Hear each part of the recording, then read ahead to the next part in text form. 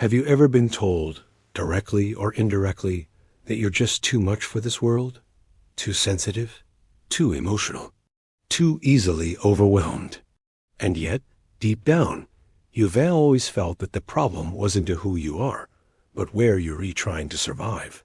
For most of your life, people may have treated your sensitivity like something that needed to be fixed, toned down, or hidden. As if feeling deeply were a liability, not a signal. As if noticing subtleties were a weakness, not a form of intelligence. Maybe you're the kind of person who cries easily, not only from sadness, but from anger, relief, or even beauty. And you learned early on that this made others uncomfortable. So you tried to toughen yourself up, mute your reactions, shrink your inner world just enough to fit in. But what if that exhaustion you carry isn't proof that you're fragile, but evidence of a nervous system that processes life more deeply than most? Research in psychology and biology shows that a significant portion of the population is wired with heightened sensory and emotional processing, meaning you don't just notice more, you absorb more. Where others register the obvious, your mind picks up tone shifts, micro-expressions, background noise, emotional undercurrents, and unresolved tension all at once, all the time. Your brain doesn't skim reality, it renders it in high definition. And that level of detail comes with a cost, especially in a modern world that is loud, fast, crowded, and relentless. The problem isn't that you're sensitive. It's that your biology evolved for depth, not constant stimulation. Imagine a system designed to detect subtle changes in a quiet environment, where noticing a single sound could mean safety or danger. Now place that system in open offices, traffic, endless notifications, social pressure, and non-stop news cycles. No wonder you're tired. Your nervous system is redlining just to exist. You're not weak. You're overloaded. This is where the greenhouse metaphor matters. Some organisms aren't meant to survive by brute force. They thrive when their environment is right. Psychology increasingly shows that highly sensitive individuals don't merely suffer more in harsh conditions. They actually outperform in supportive ones. They show greater creativity, insight, empathy, and problem solving. But only when the environment stops attacking their nervous system. Right now, many sensitive people are trying to bloom on concrete, wondering why they feel drained, disconnected, or quietly broken by the end of the day. Building your greenhouse isn't about hiding from the world. It's about engineering your life so your system can function without constant damage. That starts with the body. Your nervous system consumes sensory input the way your body consumes food.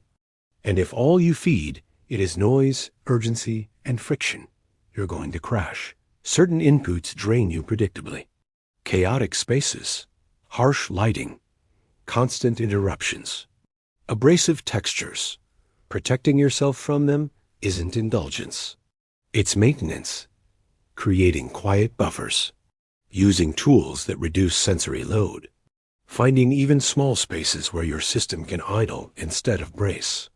These things prevent the cumulative burnout that hits later in the day as fog, irritability, or emptiness. But it's not enough to block the bad. You also have to actively feed the good. Because for a sensitive nervous system, beauty and calm aren't luxuries. They're signals of safety.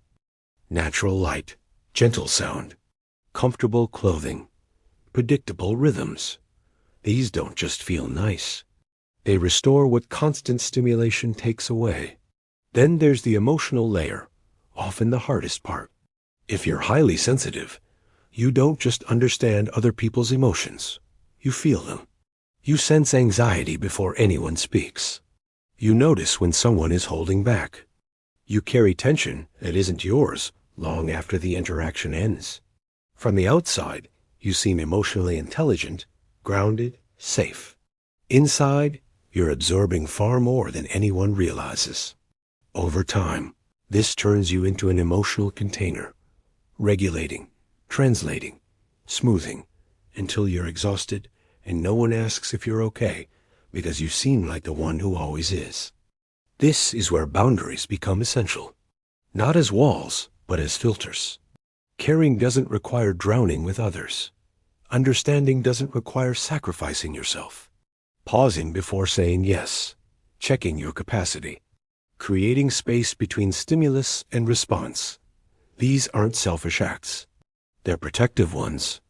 The modern world wasn't built for your nervous system. That doesn't mean you don't belong here. It means you can't live on autopilot. You have to be intentional. Remove what depletes you. Cultivate what nourishes you. Stop judging yourself for needing conditions others don't even notice. Because when you finally build your greenhouse, when your body feels safe, your senses are supported, and your emotional boundaries are respected, you don't just survive. You bloom. The depth you've been apologizing for becomes clarity. The sensitivity you tried to suppress becomes wisdom. And the part of you that always felt like it didn't belong finally realizes the truth. You were never broken. You were built for a different environment. And once you honor that, you stop withering and start becoming who you were always meant to be.